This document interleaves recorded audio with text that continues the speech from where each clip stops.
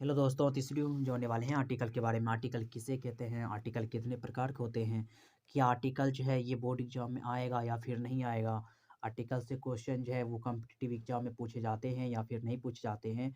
उन सारी चीज़ों के बारे में इस वीडियो में जानने वाले हैं दोस्तों। तो चलिए जानते हैं कि आर्टिकल किसे कहते हैं और कितने प्रकार के होते हैं और ये एग्जाम में कैसे पूछे जाते हैं उनके बारे में पूरी डिटेल से।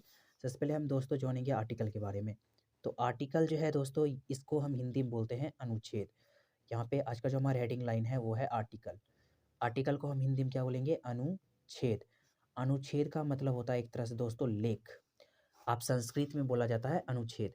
आर्टिकल जो है दोस्तों, इसको हम बोलेंगे ए एन और दा को आर्टिकल कहते हैं। अगर कोई पूछे कि आर्टिकल किसे कहते हैं तो इसमें हम बोलेंगे ए एन और दा को आर्टिकल कहते हैं। ए एन और दा को आर्टिकल कहते हैं। यानी कि इसमें हम क्या समझे, अगर कोई पूछे आर्टिकल किसे कहते हैं तो उसमें सिंपली बोलेंगे ए एन और दा को आर्टिकल कहते हैं। यहाँ पे आया ए और एन और दा को आर्टिकल कहते हैं। तब चलिए जानते हैं। आर्टिकल जो है दोस्तों वो दो प्रकार के होते हैं। आर्टिकल दो प्रकार के होते हैं। आर्टिकल दो प्रकार के होते हैं। आर्टिकल जो है दोस्तों वो दो प्रकार के होते हैं, जिनमें से पहला हो जाएगा इंडिफिनिट। पहला क्या हो जाएगा? Indefinite, INDEFINIT, indefinite article. ये जो आप इंडिफिनिट आर्टिकल देख रहे हैं इसके अंतर्गत आ जाएगा ए और एन। दूसरा आ जाएगा दोस्तों डिफिनिट आर्टिकल। डिफिनिट आर्टिकल एक होता है इंडिफिनिट, दूसरा होता है डिफिनिट आर्टिकल। डिफिनिट में हो जाएगा दा। अब इन दोनों का मतलब समझेंगे, इंडिफिनिट और डिफिनिट का। इंडिफिनिट का मतलब हो गया अनिश्चित, इसका मतलब हो गया अनिश्चित, इसका मतलब हो गया निश्चित। जो निश्चित रहेगा उसमें हम दा का प्रयोग करेंगे, जो अनिश्चित रहेगा उसमें हम ए और एन का प्रयोग करेंगे। अब हम दोस्तों जानेंगे कि ए और एन का प्रयोग हम कैसे करेंगे। तो यहाँ आप लिखेंगे use of a and an. ठीक है, इस तरह से लिखिए। तो हम सबसे पहले देखेंगे use of A. Use of A यानी कि हम ए का प्रयोग हम कैसे करेंगे उनके बारे में। ए जो है दोस्तों, ए का प्रयोग हम करेंगे कॉन्सोनेंट साउंड के पहले। ए का प्रयोग, ए का प्रयोग कॉन्सोनेंट। कॉन्सोनेंट कहने का मतलब हो गया दोस्तों व्यंजन वर्ण। कॉन्सोनेंट साउंड के पहले, कॉन्सोनेंट साउंड के पहले करते हैं। ये हो गया दोस्तों ए का प्रयोग।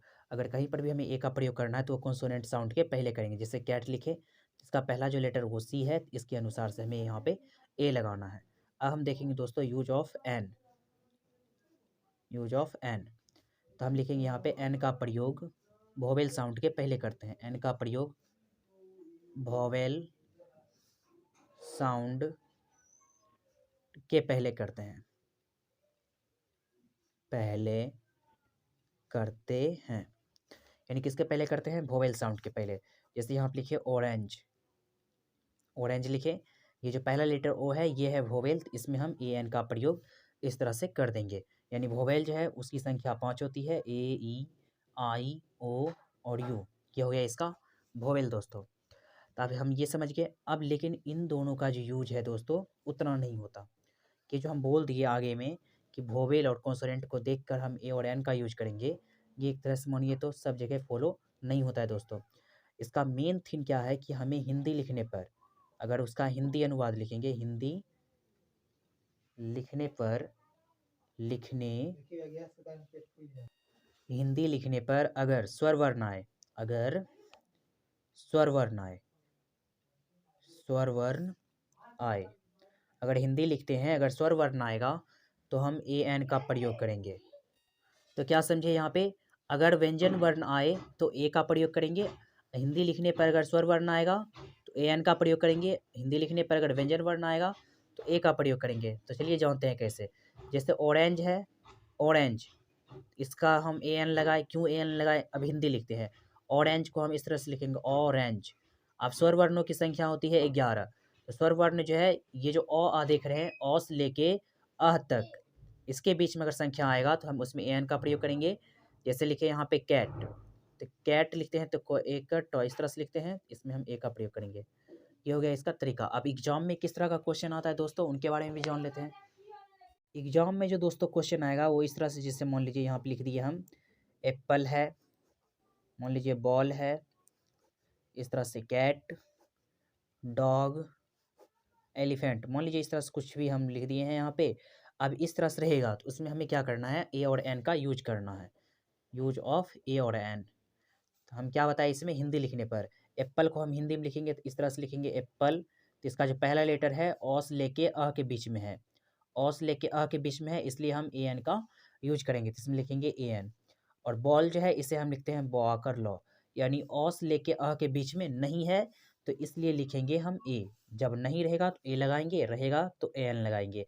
जैसे कैट है तो कैट को इस तरह से लिखेंगे, तो कैट इस तरह से लिखें, तो यहाँ आप देखिए क है, औस लेके अ के बीच में नहीं है, इसलिए यहाँ पे लिखेंगे हम ए। डॉग है तो डॉग इस तरह से लिखते हैं डॉग हिंदी में, तो डॉ आया तो इसमें यानी कि क ख लेटर में चल गया, यहाँ पे औ से लेके अ के बीच में नहीं आता है, तो इसलिए हम यहाँ पे लिखेंगे ए। एलिफेंट, एलीफेंट, इस तरह से लिखते हैं दोस्तों एलिफेंट, तो एलिफेंट में जो पहला लेटर आया है ए जो है ये हो जाएगा, ए एन का प्रयोग यहाँ पे करेंगे, क्योंकि औ से लेके अ के बीच में है, औ से अ, जैसे अ आ हर से दीर्घ पढ़ते हैं उसके अगर बीच में आएगा तो हम इस तरह से यूज करेंगे ए एन का। इस तरह से एग्जाम में भी क्वेश्चन पूछे जाते हैं दोस्तों। अगर आपको ये वीडियो पसंद आया दोस्तों, चैनल को भी सब्सक्राइब जरूर करें और कमेंट जरूर कीजिए।